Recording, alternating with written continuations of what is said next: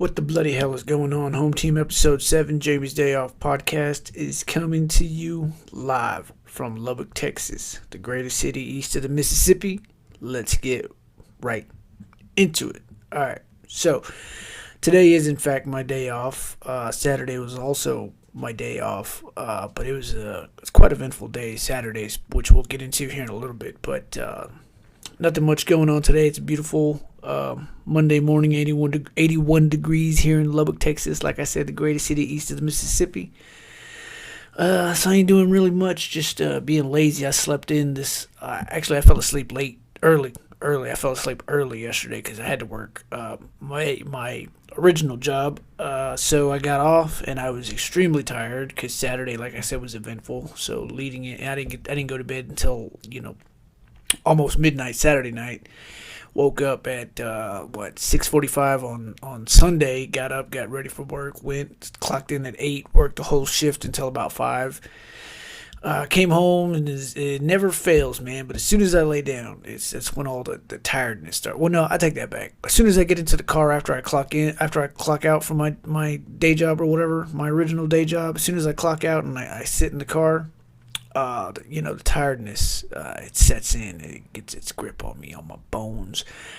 So got home, did my chores here at home, and then fucked up again, and I fucking went to lay down, and I was on my phone for a little bit, and sure enough, the grip on my bones, sure enough, it fucking put me to sleep, man, and I fell asleep about, I want to say like 7 o'clock, maybe even a little bit before that, but 7 p.m., and I slept all the way until 6 in the morning.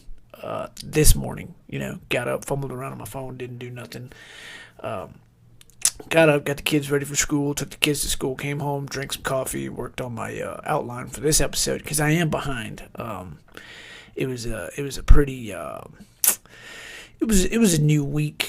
The schedule wise for my new job this past week, so it kind of got me tired. It was not overly busy, but it's just it's been an adjustment, this new job. Not complaining because, like I said, they do pay me well. So it's just an adjustment nonetheless, which we'll get into here in a little bit. So that's all for today. Like I said, nothing much really happening today. Just a pretty chill, lazy day. So we'll go ahead and get into last week. Last week, work hours, I put in 51 hours total. I put in 43 hours at my new job, 8 hours at my old job. So it's 51 hours nonetheless. And, again, and we'll get into, my new job, my CDL job. So it's been an adjustment getting used to the, schedule because, I will say that, the starting times are early as fuck, bro. Like, it's definitely an adjustment. We start at, some mornings we start at 4, some mornings we start at 5 a.m., which means I have to be up, at least an hour early prior to the starting time, so I can have time to wake up and get my face ready for work. So even sometimes I wake up an hour and a half early just because I'm slow to start. So it takes me a minute. So I've been getting up at like 2:30, 2:45 a.m. To get ready for my new CDL job. So it's definitely an adjustment, but it's not one that I can't. It's nothing that I can't overcome. So I just got to get into the habit of that. Like I said, the start times are early, but once you get to work, we check our route sheets. We see where we're going for the day. We've been going to Brownfield, Seminole, Plains, Denver City, here in Texas, and then we went to Tatum, New Mexico. We went to Hobbs, New Mexico. So it's just checking out where we're going for the day, getting our equipment ready. We got electric pallet jacks, which come in handy. They said they didn't used to have those before, so had that not been the case and it was just regular pallet jacks, boy, I bet you I'd be a lot more tired and sore. Not that I am tired, but just because of the starting time. But the work itself is it's not hard at all. But it is just because, like I said, the new equipment that they got in the electric pallet jack. So you get your equipment ready, get to your fucking vehicle, You do your pre-checks, your pre-trip inspections of the vehicle and the trailer, and it's all on a cell phone now. Which I think I'll get a work phone this week, so I'll be out here with two phones, looking like a fucking pimp, looking like a player. You know what I'm saying? Business and pleasure separate. But you do everything on the phone. You do your pre-trips, your pre-trip checks, and then you post inspections on the phone whenever you get there. So that's also going to be a process. Learning and getting the hang of is doing it all on everything by phone. After you check your vehicles, which, none of that stuff, the route checks, the route sheets, and the equipment and the trailer vehicle checks, none of that takes a whole lot of time. It's probably like 30 minutes max. But a lot of the guys like to conversate and talk about whatever the fuck before they get on the road. So none of that is hard getting there. But the other thing that's quite the adjustment is because at my old job, I used to, as soon as I clocked in, I was getting stuff ready for the day. I was setting up the bar or tables, whatever the fuck. I was setting up, and I was just constantly moving all the way up until opening time, and then I was even more so moving all over the place at my old job. But now it's like after we get the stuff ready for the day in our trucks, our equipment.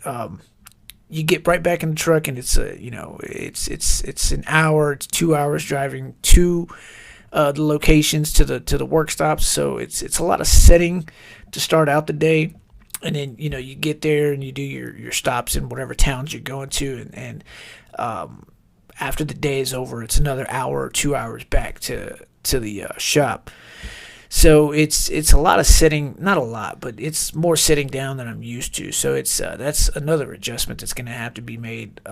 Because all in all, the driving time is anywhere from like 2 to 4 hours. Getting to and from the location, and then work. Getting to and from the different stops. So, and then the work stops are we have anywhere from 3 to 6 stops in a day. Sometimes even 7 or 8, depending how long these stops take. So, it's the sitting time and the driving time is definitely the adjustment, because I will admit that all I'm doing right now is I'm sitting in a truck. I'm just riding along with the driver. They're training me how to do the paperwork and the receipts and stuff like that, all on a handheld phone. So I'm riding around. I'm doing that right now, and then next week I'll take I'll do my safety tests and my road test, and get me used to driving again, because it has been 2 years since I've driven a truck.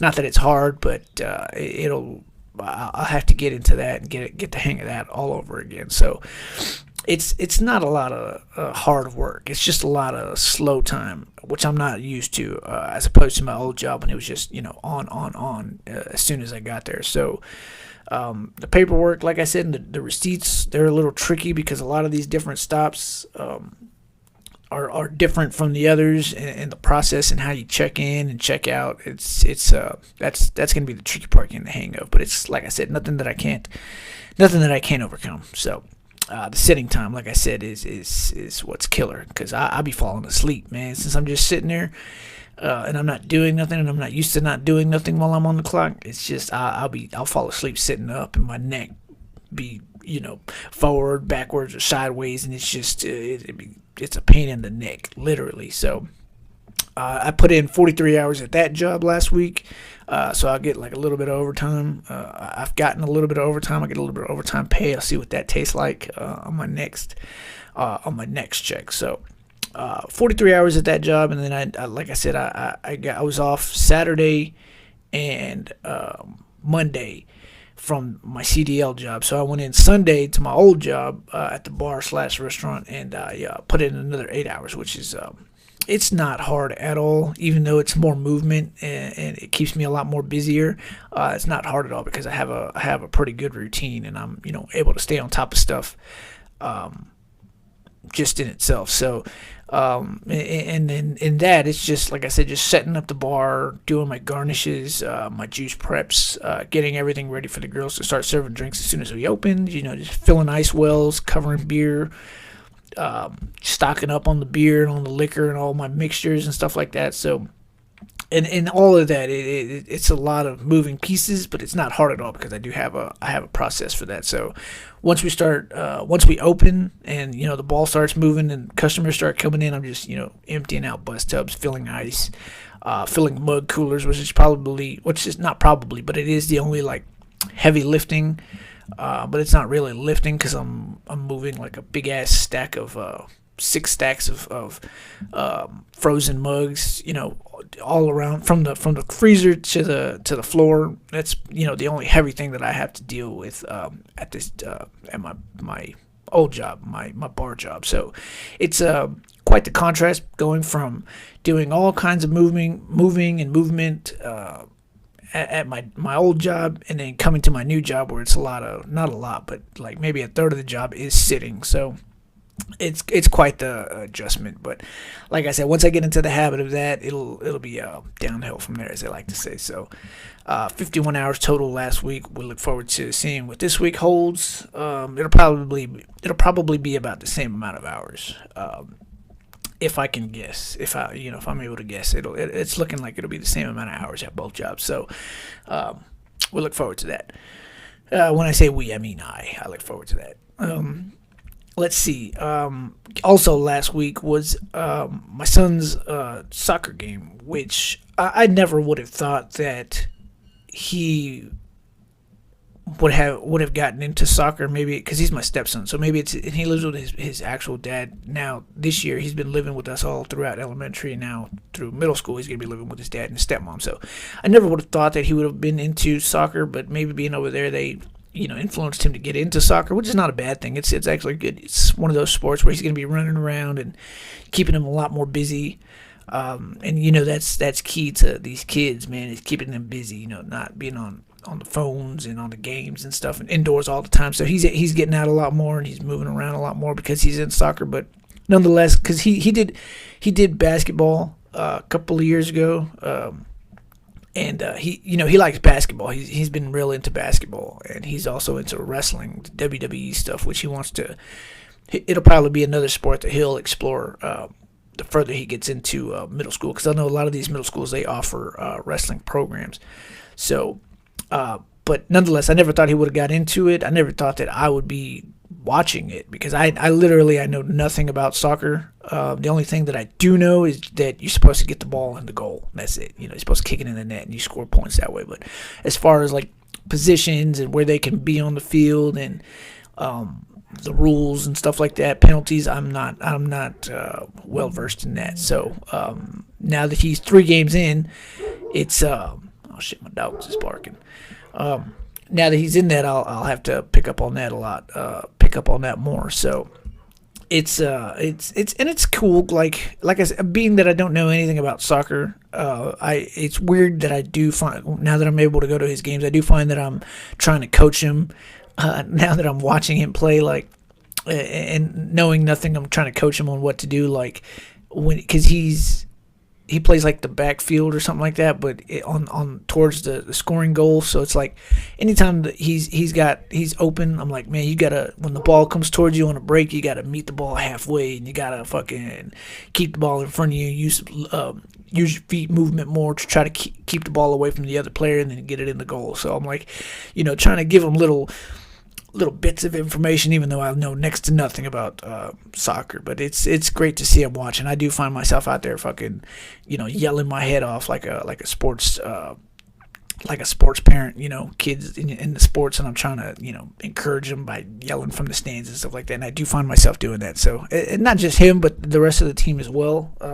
Trying to offer support in the form of cheering and coaching. So it's great to experience now that my son is getting into sports the older he's getting. So what I try to encourage him to do, because he's not really one for contact sports, he is now, he's getting there little by little, but to incentivize him to get in there and get the ball and be more active when he's on the field, is that I offered him $20 for every goal that he scores. So he's gotten I I think he scored one in his first game, and then he scored another on the second game, which was the first game that I was actually able to go to. And then this past game that he had this past weekend, he didn't score, but he had a break on the goal, and he had a shot that didn't make it. But nonetheless, he's actually getting in there, and he's trying to make things happen, which is great to see as a parent watching your kids play sports. So they are 4 games in. They're 2 wins. They got 2 wins, 1 tie, which was this past game, and no losses. Wait, so that's 2, 3. Oh, so they're 3 games in. Fucking 4 games. I can't count. 2 wins, 1 tie, no losses. And from what I heard, when the coach was giving them their little after-game speech this past week, they got a pretty good team coming up this weekend. So it's going to be interesting to see how they do. So hopefully they keep coming out with more progress and another win. And if not, then just a game well played, because you always want them to have a good game so they can have that in their back pocket for the next game. They can learn. You never lose, you learn. Well, technically, you do lose if you lose, but it's always a learning experience. So we look forward to that this coming weekend, this Saturday. So soccer. Also, that same Saturday, because the game, like I said, was Saturday. That was Saturday early morning, Saturday night, and this goes back to my new job, my CDL job. They sponsor Texas Tech athletics, so they do get a lot of tickets to sporting events, football, basketball, soccer, baseball type stuff, all the sports from Texas Tech. So they get free tickets to the home games, to a lot of the home games. Unless it's like, well, even the big games, because I think they're having a raffle for the Colorado game. Deion Sanders coaching coming to Lubbock and playing Texas Tech here at home. So they get tickets to almost all the games, 9 out of 10 games, and I was able to. They ended up giving me tickets. Well, everybody got tickets, but since I'm newer there, I wasn't expecting to get them, and I did. And I got 2 tickets to the Cincinnati game, and I took my little brother. So that was pretty cool, and that's also another thing I enjoy about this working for this company is that they sponsor these tech events, and we get tickets to tech events. Also, I was able to go to one of the tailgates that they had a couple of years back because my father-in-law works there. He's the one that got me in there. We went to a tailgate with him a couple of years ago, and it's pretty cool, man. They have like this big Texas Tech. How do you say? It's a trailer, but it's covered in like Texas Tech logos and decals and that type of thing. Like it's a big Texas Tech Red Raiders trailer, and they take a truck out there, they bring it out there to the parking lot, and they have a big ass canopy and seats and tables all over the place, big coolers, and there's TVs built into the trailer and stuff. It's a really fucking cool ass tailgating trailer that they have, but they have them every home game. They have tailgates, and I wasn't able to make it to this one because I was a little bit late, schedule wise with my little brother, having him come out to the game with me. I rode with him, so the schedule wise we weren't able to make it to this tailgate. But from the one that I did go to, they have free food. The one that I did go to, they had I think it was like fajitas and taco platters and stuff like that. So it's no ordinary barbecue grill type tailgate. I mean, although I'm pretty sure they do have that. Like this time they had chicken strips and sides from a local grocer here in Lubbock, Market Street. If you're from here, you know where that's at. So they have food sponsored from different places here in Lubbock, and they come out there, watch the tailgate, free drinks, free food for the company employees, and from what I heard, they also had free beers if you worked for the company, which again it sucked because I wasn't able to make it out there for that and get a free beer before we went to the game. Because I'm telling you now that, and I'll get into it now. Once you get in the stadium, and I'm pretty sure this is anywhere and everywhere that there's a football stadium or stadium just in general for sporting events for whatever team your city or state has. Shit's expensive once you get through those stadium doors, and sure enough, man, like the beers. well, we got a couple of beers. Once we got in there, man, the beer was $9.50, and then plus tax also. So I bought myself, my little brother, both the beer and then a bottle of water. And the beers are they're not the small cans that you normally get, but they're a little bit bigger than the normal small can. So it wasn't a small beer, but nonetheless it was $9.50, and that's pretty expensive for a beer. But when you it makes sense, and it's kind of worth it, I feel like, because you're at the sporting event and you're in that atmosphere and you're able to drink and have a good time because of it. So it was not that bad of a deal.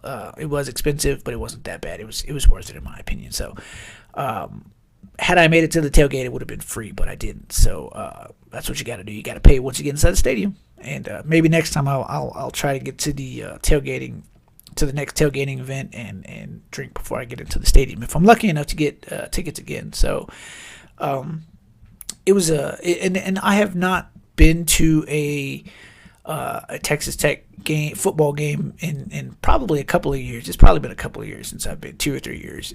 So I don't remember a whole lot about the stadium. But once you get in there, man, it's fucking awesome. The atmosphere and the environment and the sights of the inside of the stadium, man, it was cool as fuck to see again. Especially now that they've done like renovations and they've upgraded the stadium, the food vendors, the merchandise locations, also vendors, but the locations for those, like, everything was well fucking done and renovation wise. So it was cool to see, man, all the different foods. They got barbecue, they had pizzas, hot dogs, cheesesteaks. They even had this one place like which is where my little brother got food. If you watch, I gotta edit the video of all the stuff that I recorded there. I'm gonna make a video and put that on my YouTube, so be on the lookout for that. But there was one place where they make a whole bunch of different types of foods. Like they had barbecue nachos, they made hamburgers, all kinds of hamburgers, pizzas, salad bowls, like custom shit. Not custom, it was like pre-made stuff. Like they made it, but you couldn't order specific foods, like no onions and none of that type. You couldn't customize it, is what I'm trying to get at. But the food that they did make, it was already made to order, and they put it in this window, and you just go and you take what you want and you move through the line. You can get your beers and your soft drinks and stuff like that, your chips. Like, it was like a whole ass little convenience store, but it had quality food. And my little brother got a hamburger from there. I wasn't hungry at the time, so I didn't get anything. That's the same place where I got the beers and stuff. But it was cool to see that they have all this customized. It's like a customized food experience. It's not just your normal hot dogs and hamburgers and pizza slices type food. So that was pretty fucking cool to see. Again, it was costly, but when you want this stuff at the stadiums, bro, you gotta fucking pay, and it's gonna be a pretty penny. So it was cool nonetheless. And then, walking around the outsides, the top of the stadium, and then you're looking down on the stadium and all around the stadium. It's a sight to behold, man. You see the fucking band coming in, and they're walking through the tunnel from the outside of the stadium through the stadium, under the tunnel to get to the fucking football field, and they're playing their fucking their game chants or whatever the fuck you want to call it, man. And it sounded mean, man. Like, it was like we were ready for a fucking game. And sure enough, it was a good fucking game.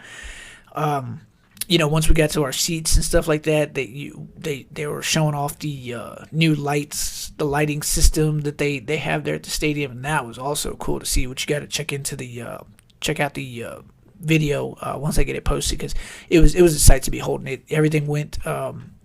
It was in unison with the music, so the music and the lights and the game and the cheerleaders and the Palm Squad and everybody, like, it was in unison with all kinds. It was just all very well done, and I'm glad I got to go. And I'm also glad that Tech got the win that day. It was a fucking back and forth game. It was a good game all around, man. And Tech did win 44-41, and it came literally down to the wire, man. Like, the game tying. Cincinnati would have tied the game if they would have made the last field goal, which was literally the last 10 seconds of the game, and they missed. And sure enough, the place got lit because we won. It was live, like Channel 5. but a back and forth game, and that's exactly what you want. Whenever you go to one of these live sporting events, you either want like a fucking blowout, or you want it to be a good game, win, lose, or draw. So it was, in fact, all of that, 44-41. Texas Tech total yards 482, passing yards 251, rushing yards 231, and with those passing yards and the rushing yards, it was a successful, balanced attack, and it was cool to watch, man, in person. I can't do it any justice by talking about it. But Cincinnati total yards 555, which is a lot. Pass yards 426, rushing yards 129. They had one fumble, one interception, and sure enough, man, the passing yards 426 yards. It's from where we were sitting, which we weren't all the way up like in the nosebleeds, but we were like in the mid section of that. Watching it in person doesn't do it any justice from when you watch it on TV and you see motherfuckers get, thrown on. They get fucking a deep bomb and they score and shit. Like it didn't do it any justice. Like it's hard to believe when you see that, when you see the stats and you see that it was that type of game, 426 passing yards. But I did see it nonetheless. Tech was getting beat in the middle of the field, crossing routes. They were completing those midsection passes and breaking away for 5-10 extra yards. So Cincinnati racked up those fucking passing yards.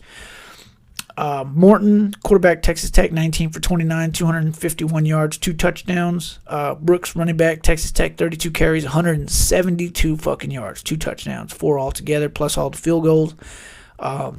Man, it was, like I said, it was a great, successful attack on Texas Tech's end to win there at home. And Cincinnati quarterback Sorsby, 31 for 45, 426 yards, 4 touchdowns, 1 interception. He had a fucking lights out game.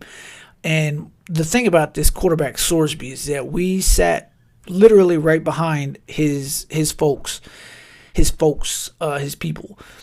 And the guy told us they were friends of the family of it was the stepson of his friend's family or something like that. So they were like, they and the family was there, that quarterback as well. But we were sitting there right behind him. So they were, sitting right in the midst of all these Tech fans. And sure enough, man, I don't know who this fucking guy was, but he was acting like an asshole, bro. Like he was one of those jerkoff fans that just takes it way too far, man. And sure enough, and you know what, I will say this too about I hate to talk ill of somebody's wife, but they just did not know how to conduct themselves at a football game. Like they were arguing with their own people.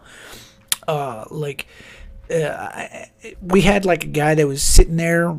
He was a Tech fan, and his girlfriend. I don't know if they were part of that same crowd, but the wife was sitting next to these people and they were cheering on Texas Tech, and the wife of the guy that was acting a fucking fool got into it with them, and he ended up getting into it with the guy that was acting like a jerk off, man. They were going back and forth, and the tech guy, the fan, he was trying so hard not to fucking, for things to get escalated. Like he was trying to mind his business, but he was trying to enjoy the game nonetheless. You know what I'm saying? And the guy just would not fucking stop, bro. And sure enough, the wife got into it. And sure, they were drinking, man. It's like I said, you can drink at these games, so they were drinking. And the wife was, man, she looked like she was about to have one too many seltzers, bro. Like she started acting a fool too. She was like, "You need to just shut the fuck up, and it's best just to shut the fuck up. If you don't like it, you can get the fuck out of here." Like she was acting a fool, man.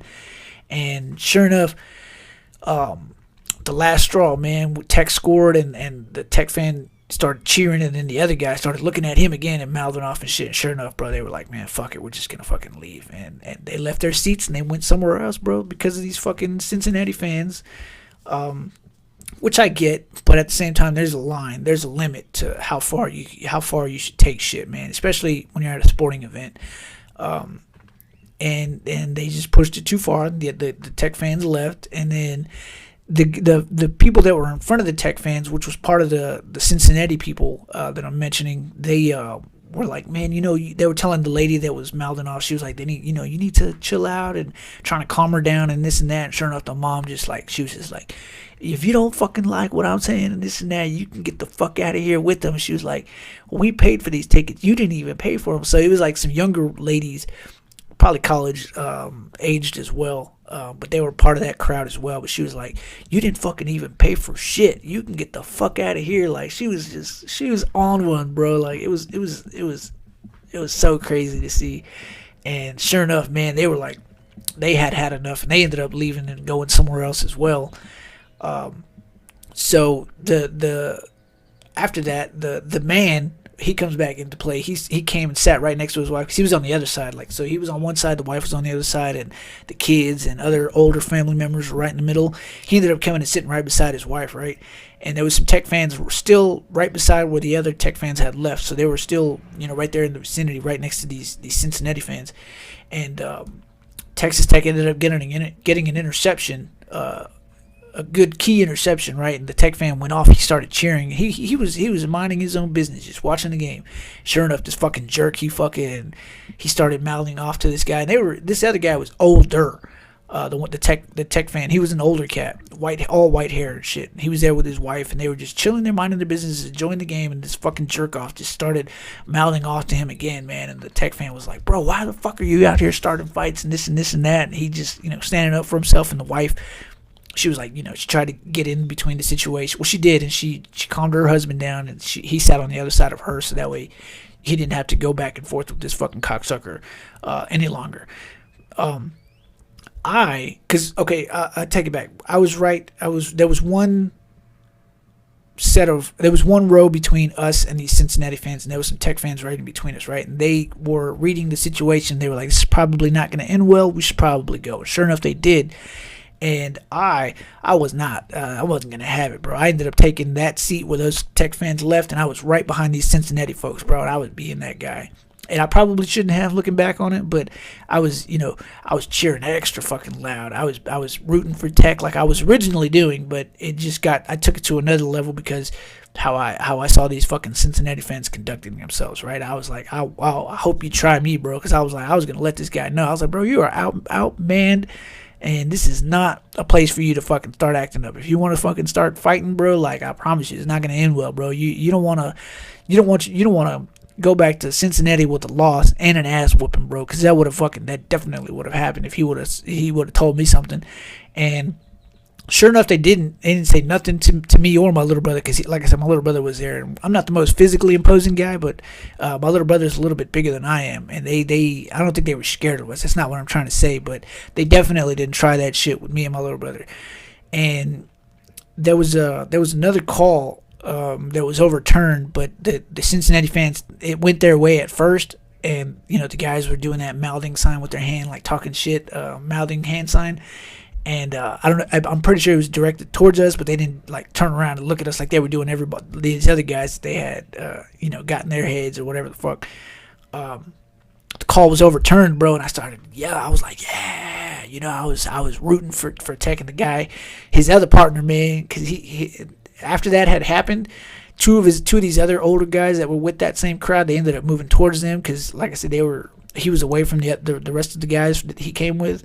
And one of the guys, he was like, as I was cheering loud, he was like, watch yourself, like trying to fucking intimidate me and shit. I was like, bro, I'm not one of these other kids that fucking left their seats. I'm not going to fucking go nowhere, bro. I ain't going to calm down, nothing, bro. Like, watch yourself, bro. And so it kind of turned into that. It didn't get above a certain level, which I am glad that it didn't, because like I said, there was little kids around these people that were acting fools. So I didn't want it to escalate to that level. Thankfully, it didn't. So the game, it gets down to the wire. Cincinnati, all they had to do was kick a field goal, and it would have went to overtime, right? So they missed the field goal, and Tech, like I said, it got live like Channel 5. We started erupting and cheering because we had won the game because they missed, right? Thankfully, cooler heads prevailed, and these Cincinnati fans, man, they turned around and they were like, yeah, you know what, it was a good game, well played, and they started showing good sportsmanship, which was good to see, and it was good that's that's how the game ended, right? We won, and these cats didn't fucking. We didn't have to go there and send these motherfuckers back with an ass whooping and a loss. So thankfully, like I said, cooler heads prevailed.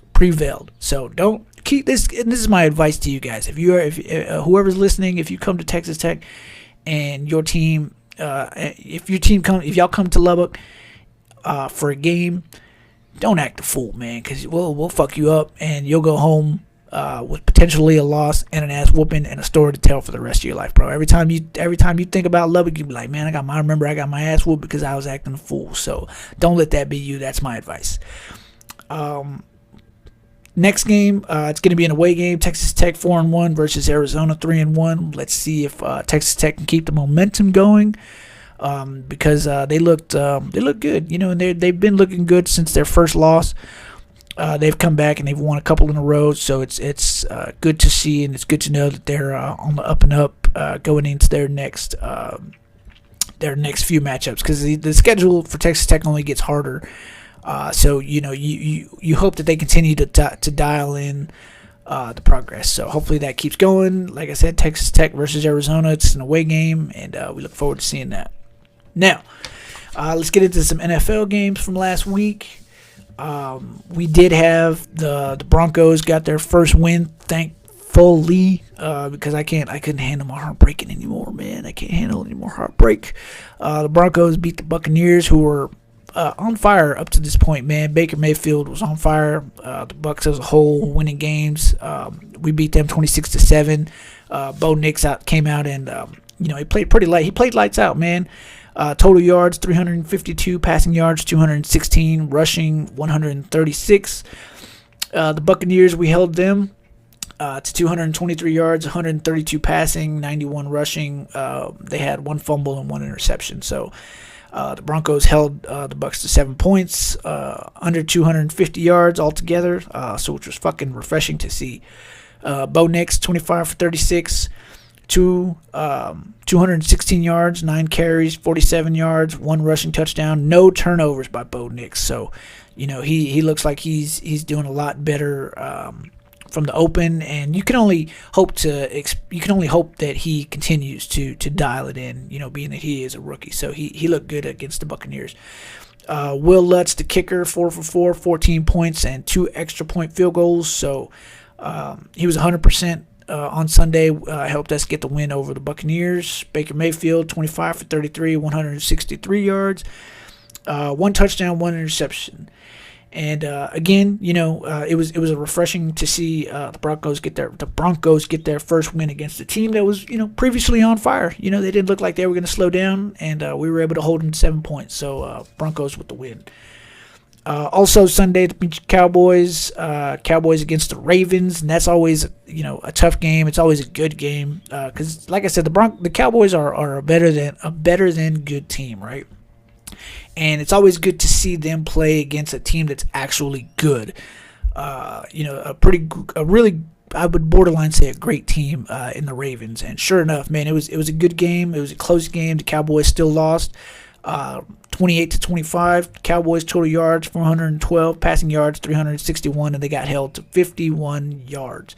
Ravens total yards 456, passing 182, rushing 274, which is crazy to see that they had more rushing yards than they had passing. But it's not crazy when you know the weapons that the Ravens got in Lamar Jackson and now Derrick Henry. They ran all over the Cowboys on Sunday.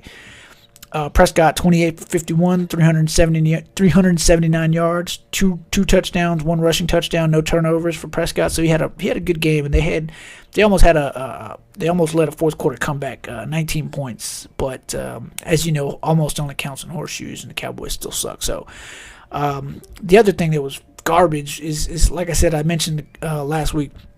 The Cowboys must be really hating the fact that they re-signed Ezekiel Elliott. He had 3 carries for only 6 yards. That's doo-doo. You guys need another fucking running back. Doo-doo. Lamar Jackson, 12 for 15, 182 yards, 1 touchdown. 14 carries for 87 yards and another touchdown by way of rushing. Derrick Henry, monster fucking game. They ought to call him stiff arm because that motherfucker had a nice stiff arm to get to, I don't remember if it was a touchdown or it was just a big gain, first down, but they ought to call this motherfucker stiff arm out there manhandling cats.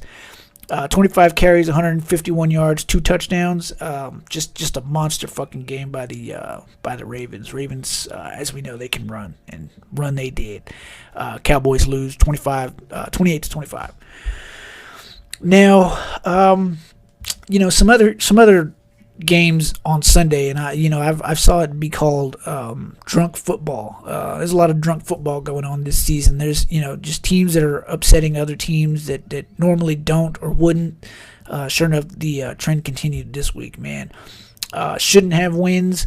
I called them. Commanders defeat the Bengals 38-33. Seahawks defeat the Dolphins 24-3, and the Giants beat a former top 3 defense in the Browns 21-15. And if you know, the Giants aren't really that good ever. So the fact that they were able to put points on the board against, like I said, a top defense in the Browns, they shouldn't have, but they did. So games that shouldn't have been close. The Chiefs defeat the Falcons 22-17, real close game. Eagles defeat the Saints 15-12, and the Eagles are just having a tough time this year. They're on and off, but they should have beat the Saints and they by a wider margin. But they, like I said, it was a 3-point game. They barely got out of there with that.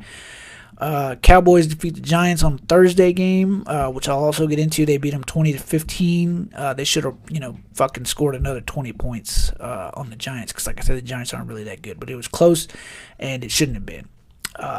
Now that we're on Thursday, the Cowboys and the Giants, the Cowboys 293 total yards, 213 passing yards, 80 rushing yards. The Giants total 303 yards. 277 pass yards, 26 rushing yards. So neither team was able to get it done as it pertains to rushing. Again, Ezekiel Elliott, 5 carries, 19 yards, had another fucking shit game. Guy just shit in the bed all this season, talking about he's going to come by. He's going to get, when he got re-signed, that he was going to come in and do this and do that, and that stupid fucking eating motion that he does when he gets a first down. It doesn't look like he's getting first downs at all this season. So they ought to fucking kick that motherfucker out and sign me, man. I think I'll get more than 19 yards on 4 carries. Fucking caca. Dak Prescott, 22 for 27, 221 yards, 2 touchdowns. And I'll say it again, man. Dak Prescott, he's a good quarterback, man. He can throw, he can complete passes, and he can rush. He's more of a rusher than Zeke is. They ought to just not even put a goddamn running back in the backfield anymore. They ought to just put that motherfucker on the line, send Zeke out for a pass or something, man, because he's not getting it done on the beat. Cowboys win 20-15, like I said, in a game that they should have won by 1 or 2 more touchdowns. Nonetheless, they get the win after the loss to the Ravens. So they win 1, lose 1, win 1, lose 1, or vice versa. They won this past Thursday. So. Sunday standouts, the Vikings still 3-0, or they moved to 3-0. Big fucking game for the Vikings, allowing the Texans only 7 points. A Houston Texans team that's actually, they're dynamic to say the least as it pertains to rushing and throwing. Held only to 7 points. Sam Darnold, 17 of 28. 181 yards, 4 touchdowns. Aaron Jones, again, the Vikings, 19 carries, 102 yards, 5 receptions, 46 yards, and another, just 1 touchdown for Aaron Jones. But he had over 100 yards rushing, and then gets a receiving touchdown. So huge, another huge week for the Vikings, 3-0. Standout also, Broncos defense allowing the Bucs only 7 points, 7 sacks, 1 fumble, 1 interception. For the Broncos' first win. Great job. Josh Allen, as we all know, the motherfucker's always on fire. He's 23 for 30. 263 yards, 4 touchdowns. 4 fucking touchdowns. 6 carries for 44 yards with a huge win, 47-10. But, there's no surprise there because Josh Allen can always make it happen no matter who they play. Let's be on the lookout now that they took Bryce Young out at Carolina. They've got the veteran Andy Dalton in there, and he's always good. You can always count on Dalton whenever you put him in. He was 26 for 37, 319 yards, 3 touchdowns. He leads the Panthers to their first win this season. Now, a couple of names that you might not know if you don't follow college football. Now that they're in the NFL, you'll be probably hearing these guys a lot more. Malik Willis for Green Bay, 13 for 19, 202 yards, 1 touchdown, 6 carries for 73 yards, and another touchdown rushing. So he had a huge game out there at Green Bay. Malik Willis, be on the lookout for this guy. Another rookie, Jaden Daniels, Washington, 21 for 23. Like, only missed 2 passes the whole game. 21 for 23, 254 yards, 2 touchdowns in the air, 12 carries for 39 yards, 1 touchdown on the ground. And that was a great back and forth game. They beat the Bengals. Like I said, they shouldn't have won that game just because the Commanders aren't known for really being the best team, but they are looking good with this rookie, and everybody's coming up around them, and they look good nonetheless. Jaden Daniels, Washington. Be on the lookout. Now that we got that out of the way, the football for this week, let's go ahead and get into our first topic, and we're going to try to make this short because I got 15 minutes to keep this bitch under an hour. We're going to talk about, it's along the lines of football, right? We're going to keep it football themed. Let's talk about young NFL players, particularly in their 20s.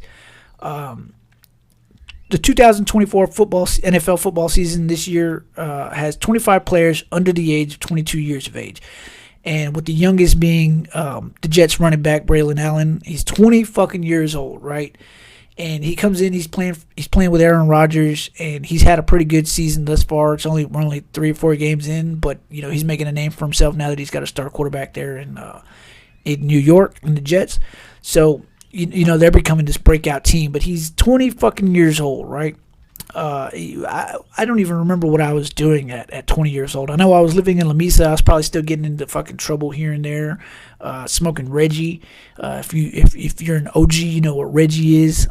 That's what they were smoking before they started smoking gas, chronic, the Zaza, as the kids call it. So 2012, I remember, I was smoking this weed and thinking the world was going to end because they said the world was going to end in 2012.